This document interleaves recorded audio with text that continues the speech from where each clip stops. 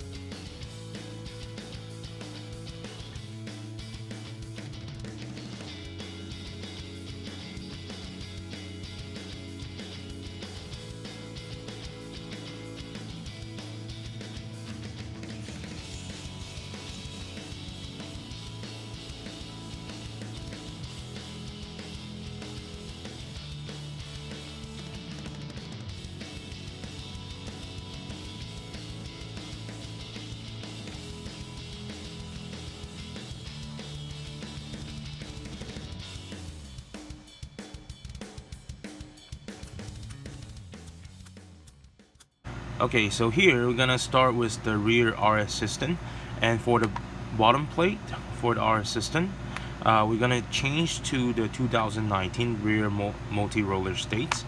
So we're gonna using this one to do the back. Okay, so let's start. Let's go.